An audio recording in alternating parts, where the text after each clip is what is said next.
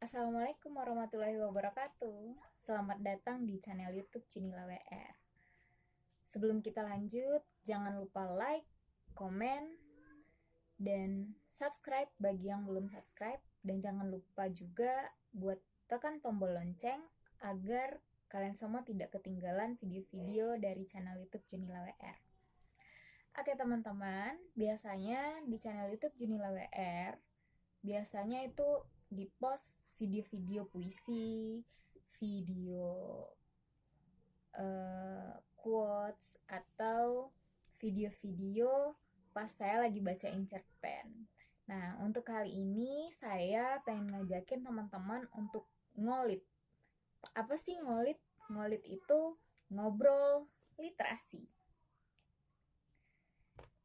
Oke, untuk hari ini kita akan bahas tentang novel pertama saya yang berjudul Kutinggal Kau Dalam Tahajud.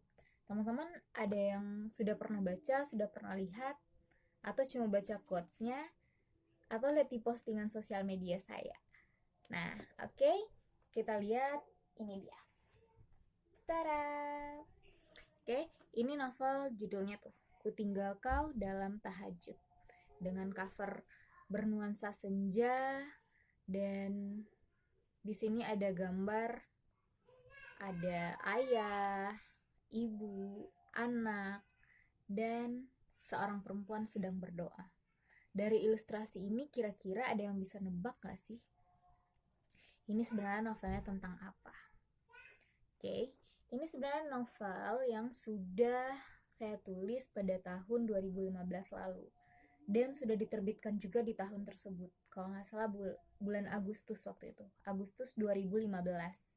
Nah, saat itu saya terbitkan di salah satu penerbit indie. Yang alhamdulillah waktu itu lagi ada promo ya di penerbitnya. Biasanya penerbit indie kan ada yang bayarnya 300-an, 400-an ribu gitu. Jadi maklumlah di kantong mahasiswa, waktu itu saya masih mahasiswa. Di kantong mahasiswa uang segitu besar gitu loh. Jadi pas mumpung ini ada promo bayarnya 100 ribu, saya ikut dan menulis dalam jangka waktu 1 bulan. 1 bulan selesai, kemudian dikirim ke penerbit dan dibuatkan dalam bentuk buku gitu. Dan cover perdananya dulu ada sahabat saya yang bersedia membuatkan gratis, kayak ini ya, baik gitu loh. Temen itu padahal belum pernah tatap muka, temen di Pulau Jawa kalau nggak salah dia. Soalnya udah lama nggak komunikasi lagi sih. Dia juga suka menulis. Jadi saat itu inilah novel atau buku solo perdana saya. Buku solo perdana dengan menulisnya hanya 1 bulan. Dan tantangan tersendiri sih, mungkin masih banyak kekurangannya dalam buku itu. Nah, seiring berjalannya waktu, karena ada satu dan lain hal, akhirnya pada tahun 2019 saya menarik naskah. Awalnya juga atas permintaan dari penerbitnya, kemudian saya juga berkenan untuk hal tersebut, menarik naskah lah dari penerbit yang sebelumnya. Nah, pada tahun 2019 itu juga saya mengalih terbitkan novel Kutinggal Kau Dalam Tahajud ke salah satu penerbit lain, namanya Pustaka Kata. Kebetulan saya sering komunikasi dengan ownernya juga. Ownernya asal Jombang, baik orangnya, dan ramah, pengertian juga. Akhirnya saya terbitkan di sana dengan biaya standar penerbitan novel indie. Nah, begitu. Kalau sebelumnya itu sudah ada juga sih terjual dengan covernya agak berbeda ya. Waktu itu novelnya itu covernya warnanya agak biru gelap gitu, biru gelap. Dan sekarang berganti dengan warna yang warna senja. Ada penyuka senja di sini. Nanti kita bacain back cover dari novel ini. Oke. Ini diterbitkan di Pustaka Kata. Novel ini sendiri itu terdiri dari, sebentar, saya lupa, 144 halaman plus 6 Romawi.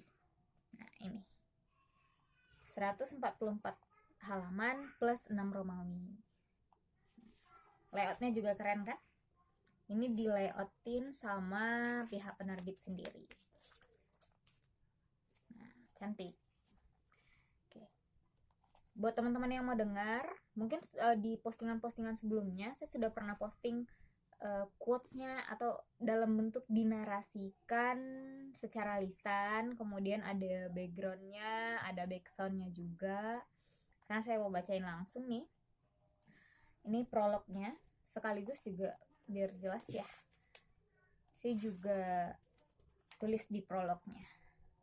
Nah, ini di back cover ditulis dan di prolognya juga. Saya bacakan. Aku adalah jingga yang menatap tegar kepergian senja. Sebab ia sama sekali tak direbut malam. Senja telah kembali pada peraduan kasih. Pulang pada cintanya. Menyusun lagi kepingan-kepingan hati yang terserak. Aku pernah menjadi persinggahan baginya. Kami terjebak. Entah aku yang terlalu cepat mencintai, atau dia terlalu pandai mencipta cinta. Maka di antara malam yang mengembalikannya pada rumah, tubuhku telah dibasahi air wudhu. Kuserahkan cintaku pada Allah. Sujud bersimbah air mata. Kutinggalkan lelaki itu dalam tahajudku bersamanya. Gitu gambaran sih sebenarnya. Ini prolog atau yang ditulis di back covernya ini gambaran dari keseluruhan isi novel. Nah, jadi bayangin aja tuh, ada seseorang yang mengaku dirinya jingga nih. Dia harus tegar, harus menatap tegar kepergian senja. Padahal dia hadir di antara senja itu. Hadir mewarnai senja itu. Tapi dia harus tegar melihat kepergiannya. Karena apa? Karena senja itu sebenarnya tidak direbut malam. Dia pergi karena memang harus pergi. Harus pergi pada peraduan kasih. Pulang pada cintanya. Artinya dia harus pulang, harus kembali kepada dirinya yang sedia kala. Diri si senja ini sebelum bertemu dengan jingga. Karena dia punya kehidupan yang lain sebelum itu. Kemudian si jingga tinggal menyusun lagi kepingan-kepingan hatinya yang terserak, yang sudah diobrak-abrik sama si senja tadi. Lalu ternyata dia sadar, pada akhirnya si jingga ini sadar bahwa ternyata dia itu hanya pernah jadi persinggahan, bukan tempat menetap, hanya tempat singgah. Dan sekalipun cinta itu ada di antara keduanya, itu tidak akan mungkin dijalin lebih dari sekedar ini. Begitu. Kalau teman-teman mau tahu detailnya, baca bukunya sendiri. Baca judulnya nih, Ku Tinggal Kau Dalam Tahajud. Mungkin di toko buku nggak ada ya, karena memang yang namanya novel indie jarang-jarang gitu loh ada di novel yang diterbitkan di penerbit indie, jarang-jarang ada di toko buku. Karena memang belinya kalau nggak online atau langsung ke penulis kayak gitu sih, atau langsung ke penerbitnya gitu. Oke. Kalau ditanya, sebenarnya nggak jarang sih ada yang nanya, ini relate nggak sih, ini beneran nggak sih dialami oleh diri si penulis sendiri gitu. Aku jawabnya gimana ya? Mau tahu. Sebenarnya setiap novel yang saya tulis, mau novel pertama, kedua, dan sekarang baru selesai PO novel yang ketiga, itu semuanya dikombin antara realita dan imajinasi. Karena kalau toh realita saja, jadinya nanti mono, kurang menarik, atau nggak ada bunganya. Jadi kalau toh imajinasi saja bagus sih, tapi kadang-kadang orang kan ada lah yang relate dengan kehidupan nyata gitu, pengennya. Jadi rata-rata novel-novel yang saya tulis itu kombinasi antara realita dan imajinasi. Karena realita yang dibumbui imajinasi itu berbunga gitu. Artinya berbunga sedikit didramatisir dan dibuat semenarik mungkin agar pembaca senang dan terhanyut gitu. Kalau realita ini udah biasa deh dilihat kayaknya, udah biasa deh peristiwa-peristiwa kayak gini. Tapi kalau dikasih bumbunya, bumbu imajinasi, bumbu mendramatisir, itu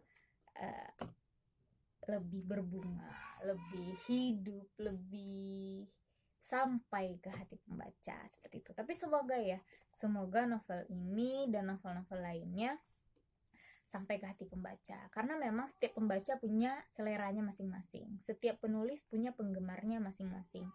Jadi kita nggak bisa nuntut kamu harus suka nih baca ini. Nah, kadang-kadang kan kita kalau nulis kita takut tuh,